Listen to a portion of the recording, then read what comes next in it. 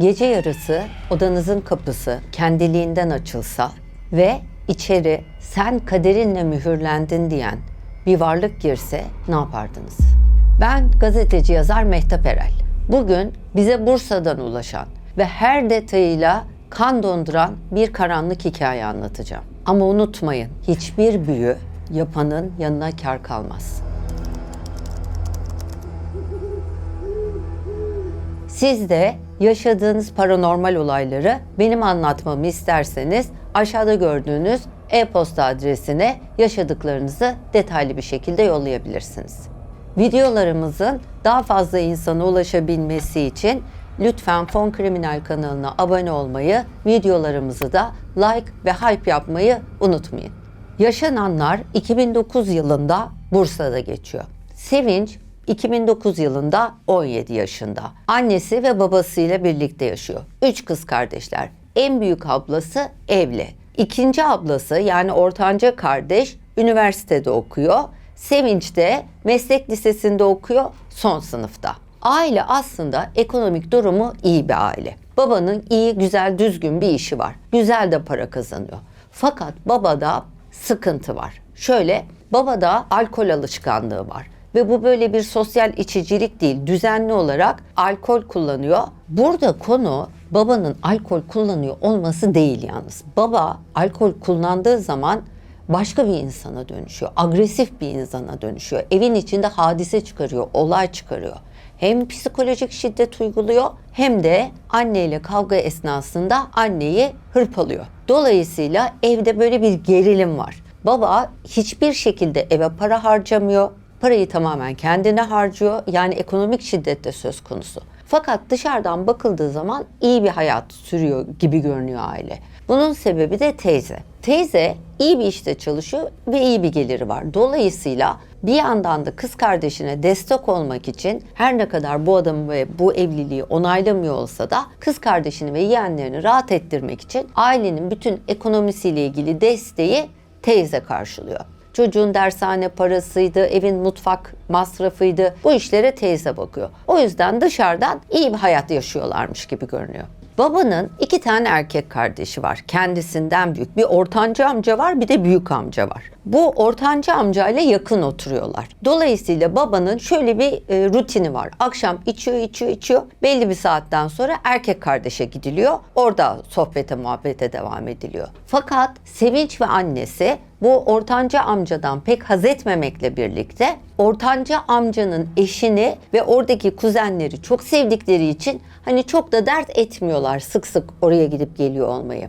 Yenge de hakikaten tatlı bir kadın. Bunları hoş tutuyor, geldiklerinde ağırlıyor, yediriyor, içiriyor. Çocuklar da, kuzenler de birbirleriyle iyi anlaşıyorlar. Hani çok fazla sıkıntı çıkmıyor. Sevinç'in üniversite okuyan ablası bir gün okuldan eve heyecanla geliyor. Diyor ki anne bir sürprizim var. Ben Erasmus için başvurmuştum, kabul oldu. Ben diyor önümüzdeki seneyi yurt dışında okuyabileceğim. Aile çok seviniyor. Şimdi burada şey diye tahmin edebilirsiniz. Baba buradan arıza çıkarır diye tahmin edebilirsiniz ama öyle olmuyor. Baba problemli bir adam, evet. Fakat çocuklara bu anlamda çok karışmıyor. Yani ondan para istenmesin ya da ona problem yaratılmasın da kim ne yapıyorsa yapsın gibi. Dolayısıyla hani baba da iyi gitsin diyor. O akşam amcaların evine gidiyorlar tekrar. Orada kız da çok seviniyor, ablası da, Sevinç'in ablası. Heyecanla olayı anlatıyor. Diyor işte Erasmus gideceğim, ben yurt dışında okuyacağım önümüzdeki sene falan. Fakat Sevinç'in yengesi aslında çok tatlı bir kadın olduğu halde, bu ailede yaşanan sıkıntıları da bildiği halde lüzumsuz bir şekilde bir gerilim yaratıyor masada. Sürekli olarak Sevinç'in babasına sanki böyle dolduruşu getirmeye çalışırmış gibi, işte kız çocuğu yurt dışına gönderilir mi? Bu nereden çıktı şimdi? Başına oralarda bir iş gelir bak sonra. Ay sen ne rahat adamsın, kızı nasıl yolluyorsun diye babayı böyle yandan dolduruşa getiriyor. Bu esnada da Sevinç'in annesi sürekli yengeye kaş göz yapıyor, yapma sus diye. Çünkü biliyor kocasının huyunu. Dolayısıyla yenge oradan bık bık yaptıkça sonra arıza çıkacak. Ve nitekim akşam eve gidiyorlar. Akşam adam kapıdan içeri girer girmez baba, ben diyor düşündüm taşındım diyor. Kendine bir kadeh daha içki koyuyor. Bu kız diyor gidemez diyor. Olamaz böyle bir şey diyor. Ben diyor izin vermiyorum diyor. Fakat kız ağlamaya başlıyor Sevinç'in ablası. Baba böyle bir şeyi nasıl yaparsın? Böyle bir şeye nasıl engel olursun? Bu ne büyük bir şans aslında diye. Kız ağlamaya başlayınca da Sevinç'in annesi tabii araya giriyor. Bir kere diyor laf söyledik diyor, kıza kabul ettik diyor, olmaz bilmem ne deyince baba o akşam karısını dövüyor. Ertesi sabah kalktığında hem yaptıklarını hatırlamıyor, tekrar normal insana dönüşüyor. Hem de bu kızın Erasmus'a gitmesiyle ilgili biraz daha normalleşiyor, yumuşuyor. Zaten birkaç haftaya kadar bu konu tekrar problem olmaktan çıkıyor. Kızın gitmesiyle ilgili, Sevinç'in ablasının gitmesiyle ilgili problem söz konusu olmuyor. Aradan zaman geçiyor. Sevinç'in ablasının gitme tarihi geliyor. Sevinçler bir akşam hep beraber tekrar ortanca amcanın evine oturmaya gidiyorlar. Fakat diğer akrabalar da oraya geliyor. O akşam hep beraber orada toplanıyorlar. Sebep de şu, hem bir böyle veda yemeği gibi yapılacak. Çünkü işte kız gidiyor başka bir ülkeye. Hem hayırlanacak hem veda yemeği yapılacak. İşte aile bireyleri bir araya gelecek. Çok da güzel vakit geçiriyorlar. Güzel yemekler yeniliyor. Herkes ufak tefek işte hediyeler almış. Orada da kullanabileceği, normalde de kullanabileceği kıza hediyelerini veriyorlar. Hatta Sevinç'e de espriler yapıyorlar. Hani sana da alacağız sonra, merak etme bu akşam ablan için bir araya geldik diye şakalaşıyorlar. Ve Sevinç'in ablası yola çıkıyor. O akşamın ertesinden itibaren Sevinç'in hayatında olumsuz bir takım değişiklikler olmaya başlıyor. Sevinç böyle kendini evde huzursuz, tedirgin hissetmeye başlıyor. Ama hiçbir sebep yok. Yani durduk yere Sevinç böyle diken üstünde. Bir rahat edemiyor. Bir sabah hani meslek lisesinde dedik ya Sevinç, son sınıfta çocukların yapmaları gereken stajlar var. Dolayısıyla Sevinç staja gidecek, uzağa bir yere gideceği için de evden erken çıkması gerekiyor. Sabah ezanıyla Sevinç kalkıyor, otobüs durağına doğru yürüyor. Fakat Sevinç otobüs durağına doğru yürürken karşı kaldırımda bir adam fark ediyor. Saat de tabii o saatlerde biliyorsunuz karanlık oluyor. O karanlıkta orada bir adamın gölgesini görüyor. Sevinç böyle bu taraftan gidiyor. Adam da sanki yandan Sevinç'i takip ediyor gibi görüyor. Bizde de biliyorsunuz kadınlar sürekli olarak tetikte olmamız gerekiyor dünyanın her yerinde. Hani böyle yürürken bir sağınıza solunuza bakacaksınız biri arkamdan geliyor mu diye. Sevinç de adamı yoklayarak, adamı kollayarak bir yandan gidiyor. Fakat adamın onu takip etmeye başladığından emin olunca böyle bir duruyor. Bakalım ne olacak yani, geçsin gitsin adam diye. Fakat adam da duruyor. Ve böyle çöp kutusu var, büyük çöp kutusu, çöp konteyneri var. Konteynerin arkasında böyle sanki Sevinç'le karşı karşıya duruyorlarmış gibi oluyor.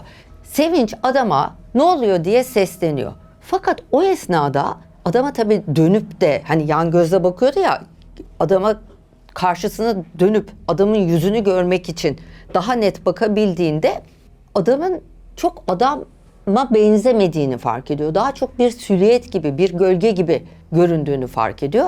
Ve böyle bir anda garip bir duyguya kapılıyor. Yani bu karşısındakinin bir insan olmadığını hisseder gibi oluyor. Ve hızlı bir şekilde Ayetel Kürsi okumaya başlıyor.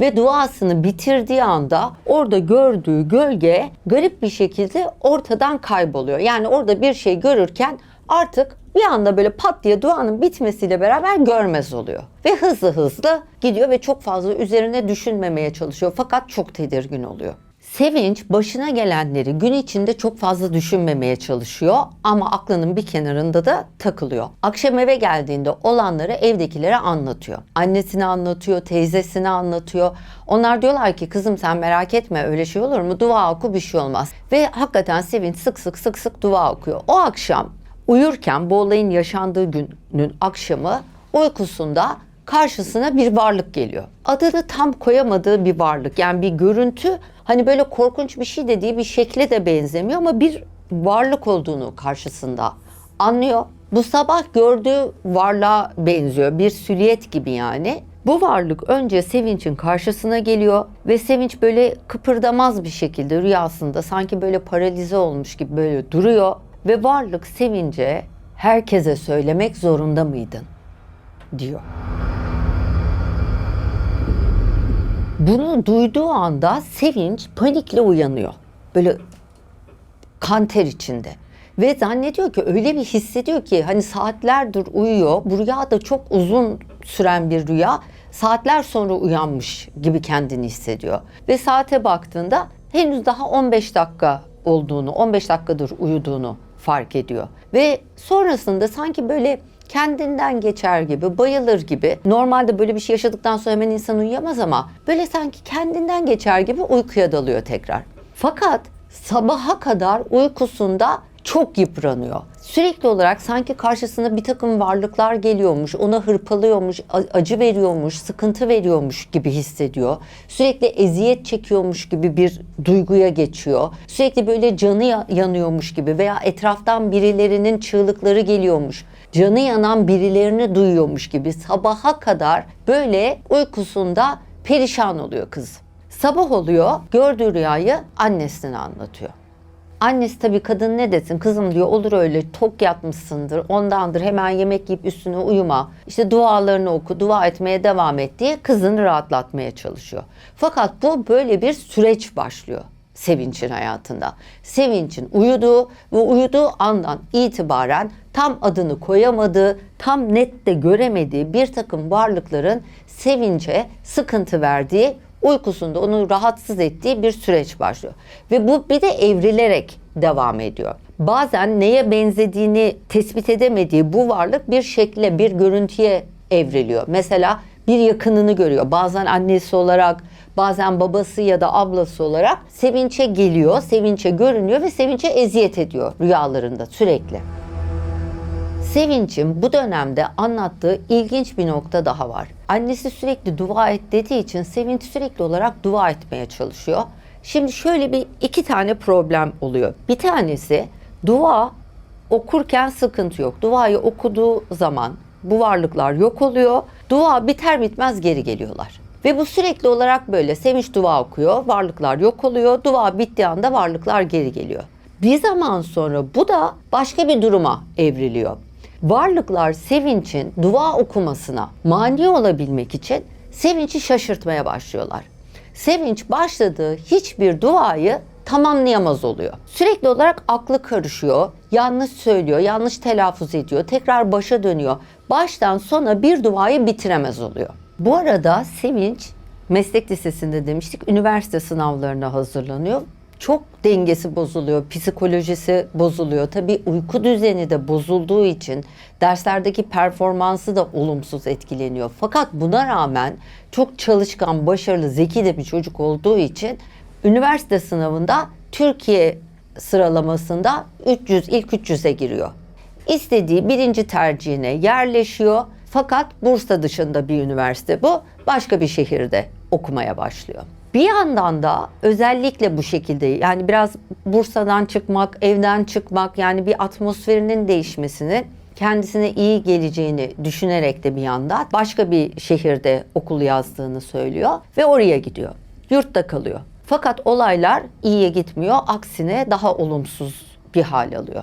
Önce yurtta bu sıkıntılı halleri devam ediyor ve yurtta beraber kaldığı arkadaşları da Sevinç'te bir olumsuzluk, bir tedirginlik olduğunu, Sevinç'in hissettiği bazı olumsuzlukları hisseder oluyorlar. Sevinç'in girdiği ortama bir kasvet çöküyor. Sevinç'le birlikte otururken insanlara böyle afaganlar basıyor. Ve bir de şöyle bir durum var. Bazı arkadaşları mesela beraber eve çıkmış durumdalar. Ne zaman bir arkadaşının evinde kalsa, kimin evinde kalırsa o insan sabaha kadar kabus görüyor. Yani evinde kaldığı insanları da bir şekilde tedirgin eden, olumsuz şeyler yaşamalarına sebep olan bir süreç başlıyor. Sevinç'in dersleri bozuluyor. Okul başarısı düşüyor. Hatta bir dönem 8 dersin 6'sından kalıyor. Zorluklarla, mücadelelerle Sevinç okulu bitirdikten sonra iş aramaya başlıyor. Fakat iş bulmakta da çok büyük problem yaşıyor. Bütün başvuruları geri çevriliyor, iş de bulamıyor ve bunun üzerine Bursa'ya geri dönüyor ailesinin yanına.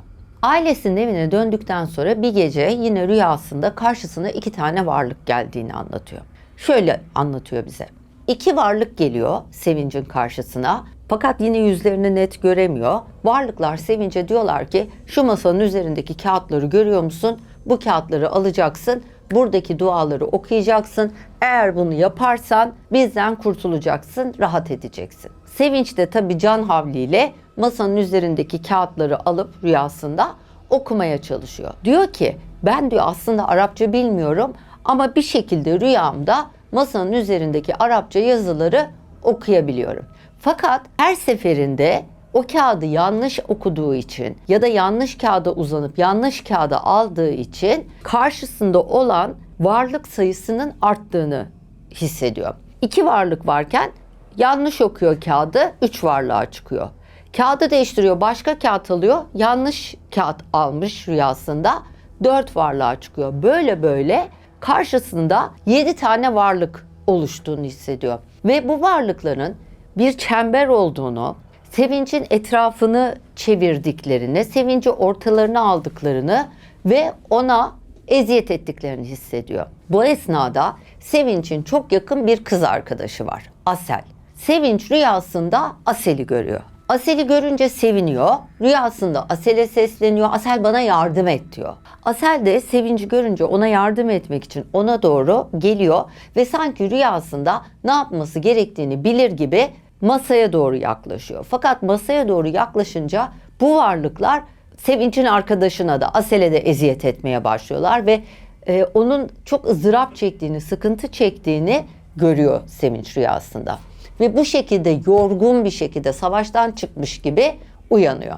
Uyandığı zaman telefon çalıyor sabah. Telefondaki Asel. Sevinç'e diyor ki ay Sevinç, bütün gece rüyamda seninle uğraştım. Bütün gece. Ay sen böyle bir sıkıntıdaydın.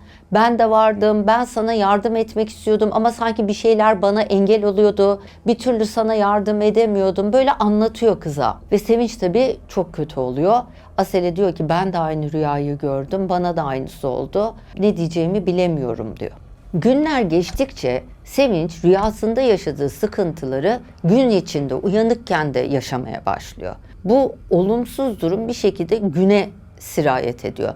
Mesela odasında yatağına uzanmış, yatağında bir şey okurken bir anda yatağının ayak ucunda ve bazen baş ucunda sanki akbaba gibi oraya tünemiş, o karyolanın başına tünemiş bir şeyin kendisine baktığını hissediyor. Hareket etmek istiyor, hareket edemiyor. Sonra birden o zinciri kırıp hareket ediyor, dönüyor bakıyor, bir şey yok. Sonra tekrar bakıyor, bir şey var. Evin içinde böyle görüntüler gördüğü, halüsinasyonlar gördüğü bir döneme giriyor ve gerçekten ki artık psikolojik olarak çöküyor.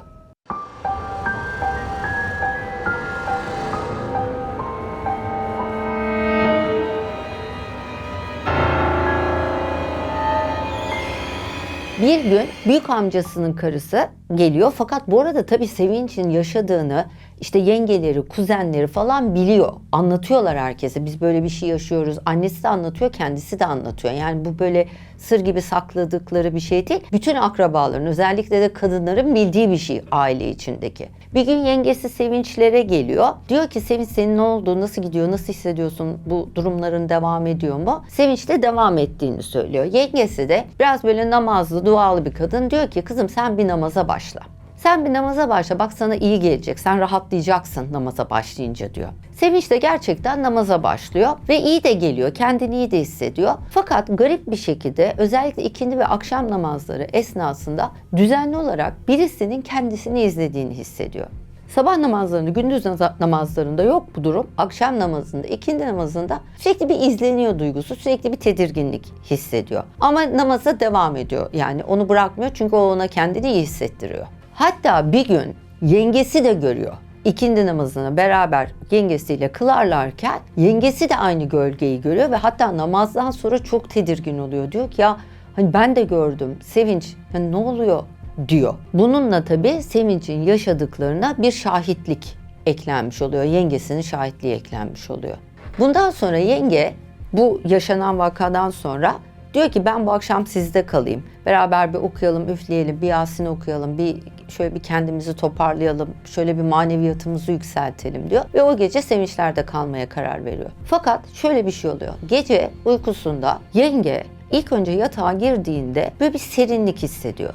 Serinliğin ardından sanki böyle göğsüne basılmış gibi bir duygu hissediyor. Böyle göğsünün üstüne birisi oturmuş gibi hissediyor. Ve yenge sonrasında şöyle anlatıyor durumu. Herhalde ölmek böyle bir şey diye düşünüyor. Çünkü nefesi kesilmeye başlıyor. Ve o serinliği de Azrail'e yoruyor. Herhalde diyor Azrail beni almaya geldi. Ben şu anda ölüyorum. Herhalde böyle oluyor diye düşünüyor. Ve kadıncağız Azrail geldi onu alıyor diye kelime-i şehadet getirmeye başlıyor. Fakat yenge kelime-i şehadet getirince, dua etmeye başlayınca o his yok oluyor.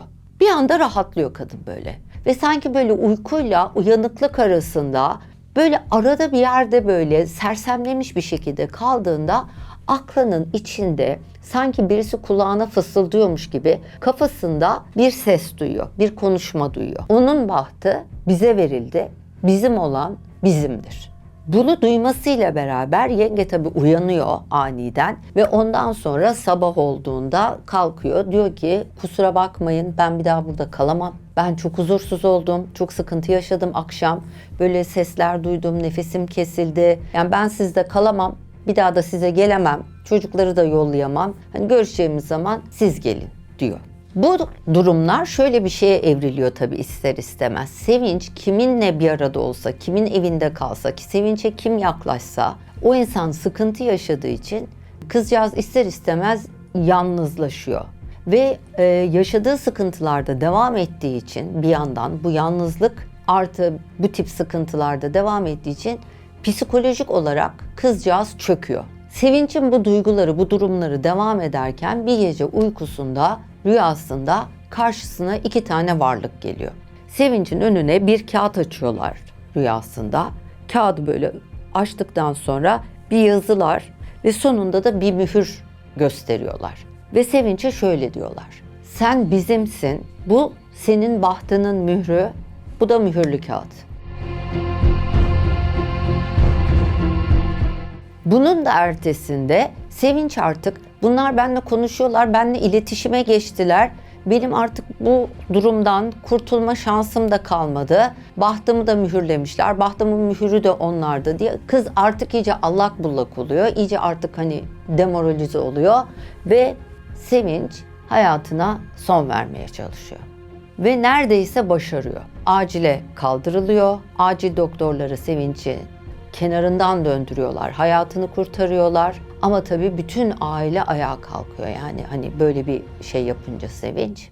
Bunun üzerine dayı geliyor, teyze geliyor. Babayla tartışmalar, kavgalar çıkıyor. İşte bu evde huzur bırakmadın o yüzden bunlar oluyor. Bu çocukların da dengesi bozuldu gibi bir yerden dayı ile baba tartışıyorlar. Fakat bir yandan da Sevinç sürekli olarak aynı şeyleri tekrar edip duruyor. Yani diyor ben böyle şeyler görüyorum, böyle şeyler yaşıyorum. Bunun üzerine dayı diyor ki bu artık olacak gibi değil. Biz seni bir hocaya götüreceğiz. Teyzenle beraber hocaya gideceğiz. Teyzesiyle dayısı Sevinç'i alıp hocaya götürüyorlar. İyi de bir hoca bulduklarını düşünüyorlar. Hoca bir takım dualar okuyor ve ondan sonra Sevinç'e gözlerini kapat diyor. Dayısıyla teyzesi de yanında tabii yalnız bırakmıyorlar kızı. Gözlerini kapat diyor. Sevinç gözlerini kapatmasıyla beraber hoca okumalarına devam ediyor. Sevinç böyle uykuyla uyanıklık arasında böyle trans gibi bir hale geçiyor. Hatta o kadar kendinden geçiyor ki yavaşça kafasını teyzesinin dizine koyuyor sanki uyuyormuş gibi. Bunun üzerine bundan sonraki kısmı burayı çünkü Sevinç hatırlamıyor.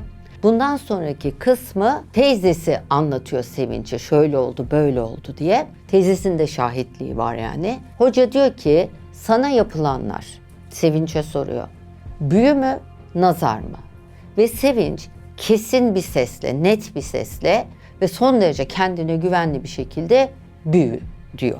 Bunun üzerine hoca dualarını tamamlıyor. Sevinç böyle kendine geliyor tekrar ve hoca diyor ki bana arka arkaya 3 cuma gelmeniz gerekiyor. Biz 3 cumada bu işi çözeceğiz. Bu çocuğun üstünde büyü var diyor. O gece Sevinç çok korktuğu için annesiyle uyuyor. Annesiyle koyun koyuna yatıyorlar. Fakat bu sefer Sevinç'in annesi sabaha kadar kabus görüyor. Ve kadın sabah kalktığında şöyle anlatıyor. Ben diyor sabaha kadar birileri çığlıklar attı, birilerine eziyet edildi, birilerinin çok canı yandı. Ben sabaha kadar o insanların çığlıklarını duydum. Sabaha kadar o çığlıkları dinledim. Perişan oldum, mahvoldum Nefes alamadım üzüntüden diyor. Böyle bir gece geçiriyor. Ve bir yerde annesi de hani kızı yanında yatınca böyle şeyler yaşadığı için kızında bir haller olduğundan artık iyice emin oluyor. Yani bir sıkıntı olduğundan emin oluyor. Bir sonraki cumaya geliyorlar. Tekrar dayı geliyor. Dayı ile teyze Sevinç'i hocaya götürüyor. Bu sefer hoca farklı olarak bir su çıkartıyor. Sevinç'in parmağını kanatıyor. Kanı suya damlatıyor. Bir okumalar, bir şeyler yapıyor. Ve ondan sonra Sevinç'in eline bir kağıt, bir kalem veriyor. Ve Sevinç'e diyor ki Sevinç, aklına ne geliyorsa, şu anda gözünün önünde ne canlanıyorsa, ne hissediyorsan onu buraya çiz.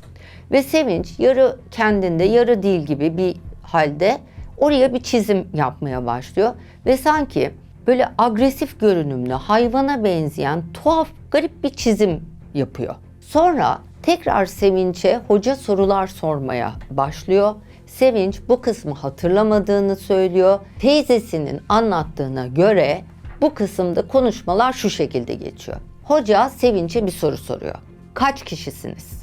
Sevinç cevap veriyor. 7. Hoca dininiz ne diyor? Sevinç 3 Yahudi, 4 Hristiyan diye cevap veriyor. Hoca bedenden ne istiyorsunuz diye soruyor. Sevinç aklını yesin, basireti bağlansın, hastalıktan kurtulamasın diyor. Hoca bunu kim yaptı diye soruyor.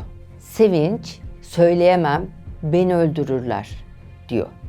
O akşam eve gittiklerinde Sevinç bir şekilde kendini daha iyi, daha ferahlamış gibi hissediyor.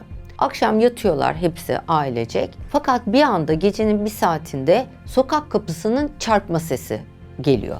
Sese kalkıyorlar tabii ailecek hep beraber ne oluyor diye. Baba kapıya gidiyor. Sevinç'le annesi de biraz daha geride arkada duruyorlar. Kapıya bakıyorlar. Eve biri girdi çıktı gibi bir ses duydular çünkü. Baba kim o diye sesleniyor. Kimseden ses yok. Bunun üzerine sokak kapısını açıyor. Dışarıda kimse yok. Fakat Sevinç'in anlattığına göre ki annesinin şahitliği de aynı şekilde. Normalde diyor evin kapısını açtığınız zaman dışarıdan içeriye soğuk hava gelir ya. Biz evin kapısını açtığımızda sanki evin içinden dışarıya soğuk hava çıktı. Öyle hissettik diyor. Babası sinirle kapıyı kapatıyor ve babasının kapıyı kapatmasıyla birlikte içeriden bir gürültü geliyor. Ne oluyor diye bakıyorlar, annesiyle Sevinç koşarak Sevinç'in odasına gidiyorlar. Annesinin Sevinç rahat etsin, huzur bulsun diye duvara astığı Kur'an-ı Kerim'in yere düştüğünü görüyorlar. Aynı hafta annesiyle Sevinç birlikte evde temizlik yaparlarken annesi banyo dolabının en üstünü silerken oradan bir şey düşüyor yere. Bir bakıyor böyle kibrit kutusundan büyükçe bir kutu. Fakat banyoda uzun kalmış, uzun süre durmuş. Banyoda nemli olur ya. Bu kutu da böyle karton gibi ama nemlenmiş, böyle ıslanmış, bozulmuş bir kutu. Annesi bir mana veremiyor. Hani sürekli temizlik yapılıyor, şimdiye kadar karşısına çıkmamıştı, hani nereden çıktı şimdi diye. Açıyor kutuyu ve kutuyu açtığı zaman ilk önce içinde katlanmış bir sayfa görüyor. Ve bir kolye takım görüyor kutunun içinde. Bunun üzerine Sevinç'e sesleniyor. Sevinç'i çağırıyor. Sevinç geliyor, annesinden kutuyu alıyor ve içinde kendi kolye, küpe, bilezik takımını ve kağıdı buluyor. Kağıdı açıyor. Kağıdın içinde bir 3 ayrı kalemle çizilmiş bir insan silüeti. Altında ne olduğunu anlayamadıkları bir takım yazılar. En altta da böyle mühür gibi bir şey olduğunu görüyor. Ve bu mühür Sevinç'in rüyasında gördüğü bu senin kader mührün diye bu varlıkların gösterdiği bir mühür vardı ya, bu mühürü tanıyor Sevinç. Bu mühür o mühürdü diyor. Şimdi bu kısmını aklınızda tutun. Ben buraya geri döneceğim. Şimdi geriye gidiyoruz.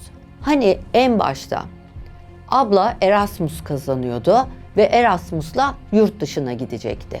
Bir akşam abla gitmeden önce veda yemeği yapıldı ortanca amcanın evinde ve bütün akrabalar orada toplandılar. Hatta ablaya hediyeler verildi. O akşam yenge işte bu kutunun içinden çıkan boncuklu kolyeyi, nazar boncuklu kolye, bilezik, küpe, bu takımı Sevinç'in ablasına hediye ediyor. Sevinç'in ablası hediyeyi alıyor, teşekkür ediyor. Fakat arabada eve dönerlerken böyle nazar boncuklu, hani boncuklu kolye takmak istemediğini söylüyor. Ve Sevinç'e diyor ki ben bunu kullanmam, bunu istiyorsan al senin olsun diyor. Ve kolye takımını Sevinç'e veriyor. Sevinç nazar boncuklu şeyleri çok sevdiği için hemen takıyor. Fakat sonrasında bir daha da bu kolyeyi görmüyor ve unutuyor da. Yani böyle bir takım olduğunu, bu kolyeyi, bileziği unutuyor. Ve bu olaylar olduğunda yıl 2009, Sevinç'le annesi kolyeyi bulduklarında tekrar banyo dolabının üzerinde yıl 2020. Aradaki bu süreçte Sevinç bu kolyeyi hatırlamıyor. Bu kolye bir daha karşısına çıkmıyor ve tüm bu yıllar boyunca Sevinç çok zor günler geçiriyor. Ve dolayısıyla annesi, teyzesi, dayısı hep beraber çok büyük perişanlık yaşıyorlar. Şimdi tekrar hikayeye geri dönüyorum. Sevinç kolyeyi görünce tanıyor, mührü görünce tanıyor. Hemen teyzeyi arıyorlar. Teyze dayıyı da alıyor, geliyor. Bu bulduklarını anne de geliyor bu sefer yanlarında. Hep beraber hocaya gidiyorlar, hocaya gösteriyorlar. Hoca diyor ki bu büyü. Yani seni huzursuz eden, senin bu yaşadıklarına sebep olan büyü bu büyüymüş. Ama diyor bozuldu. Yani zaten bu büyünün artık etkisi kaybolduğu için bu sizin önünüze düştü. Bunca yıldır bulamadığınız şeyi şu anda buluyor olma sebebiniz bunun artık etkisi kalmadığı için, biz bu büyüyü bozduğumuz için önünüze düştü. Şimdi bununla ilgili yapılması gereken ritüelleri yapacağız. Siz rahata ereceksiniz. Bu arada hoca şunu da ekliyor. Bu büyü diyor başarısız olsun, akıl sağlığını kaybetsin, hasta olsun diye yapılmış bir büyü ama diyor bu bunu yapandan çıkar. Hatta bunun üzerine Sevinç'in annesi diyor ki bizim diyor yengemizin diyor bu hediye ettiği bir kolyeydi. O zaman o mu bize büyü yaptı? Hoca da onun üzerine şöyle söylüyor. Şimdi diyor bilir bilmez günahını almayın. Hemen kalbinizi bozmayın. İnsanlar size bir hediye vermişler. Belki bunu onlara biri hediye etti. Onlar kendilerine gelen hediyeyi size verdiler. Dolayısıyla bu durum size bu şekilde sirayet etmiş olabilir. Hemen günahlarını almayın. Ama diyor size şunu söyleyeceğim. Bu büyüyü size kim yaptıysa o öyle büyük bir felaket yaşar ki siz bu büyüyü kim yaptı anlarsınız. Sadece sabırlı olun ve bekleyin diyor. Bu artık bozuldu ya diyor. Bu insanın size kim olduğunu anlamanız an meselesi diyor. Sevinç'le ailesi oradan ayrılıyorlar. Aradan bir hafta 10 gün kadar bir zaman geçiyor. Evin telefonu çalıyor. Telefonda karşılarında çığlık çığlığa gürültüler, patırtılar. Birisi koşun gelin yetişin diye Sevinçleri çağırıyor. Oğlu yani Sevinç'in kuzeni Eymen kendisini öldürmüş. Hep beraber yengenin evine gidiyorlar. Yenge ağlamalar, krizler esnasında oradaki herkese ve aynı zamanda Sevinç'in annesine Eymen'in son bir hafta 10 gündür çok kötü olduğunu, sürekli kabuslar gördüğünü, sabaha kadar evin içinde dolandığını, kendi kendine konuştuğunu, benim yaşamama gerek yok, benim ölmem gerekiyor diye uykularında sayıklayarak uyandığını ve en sonunda da kendi hayatına son verdiğini anlatıyor. Bunu öğreniyorlar. Ve o anda cenaze evinde olmalarını da önemsemiyor Sevinç'in annesi. Çünkü bu olunca bu büyüyü yapanın kim olduğu anlaşılıyor. Sevinç'in annesi diyor ki bir felaket yaşayacaklardı. Demek ki yenge yapmış. Ve Sevinç'in annesiyle yengesi orada cenaze evinde çok büyük kavga ediyorlar. Öyle ki millet ayırıyor. Yani orada komşular falan ayırıyor, araya giriyor. Öyle birbirlerine giriyorlar. Ama tabii kadın haklı yani. Bundan bir zaman sonra artık vicdanını rahatlatmak içindir, ne sebepledir bilinmez, yenge büyü yaptığını itiraf ediyor. Ve bunu şöyle izah ediyor. Ben diyor oğlumu Eymen'i sizin diyor kızınızla evlendirmek istedim. Erasmus'a gidenle, Sevinç'in ablasıyla. Onlar beraber olsunlar, evlensinler diye içimden geçmişti, düşünmüştüm. Akraba yani. Fakat benim oğlum okumadı. Sizin kız üniversite okudu, bir de yurt dışına gidecek. Hani iyice yukarı çıkıyor. Hani denklikleri bozulacak, denk olmayacaklar. Sonra siz benim oğlumu beğenmezsiniz, istemezsiniz diye ben gidemesin, yapamasın, okuyamasın diye böyle bir şey yaptım. Ama bunun bu sonuçlara varacağını düşünemedim diyor. Böylece hırs için ablaya yapılan büyünün, ablanın takıyı takmayıp Sevinç'e vermesiyle Sevinç'e sirayet ettiğini anlıyorlar. Bu olaydan sonra büyü bozuluyor, her şey yoluna giriyor. Sevinç de ailesi de daha olumlu bir hayat yaşıyorlar. Hatta baba içkiyi bırakıyor. Daha normal, daha düzgün bir insan olarak hayatını devam ediyor. İçince yoldan çıkıyordu, içmeyince normal bir insan oluyor. Huzur buluyorlar diyelim, huzura eriyorlar. Sevinç'in hikayesi burada mutlu sonla bitiyor. Ama bu vaka onun bahtı bize verildi diyen o sesin soğukluğunu zihnimize kazıdı. Gerçek sandığınız dünya düşündüğünüzden çok daha karanlık olabilir. Ve bazen bize en büyük zararı bizi en çok sevdiğini söyleyenler verir.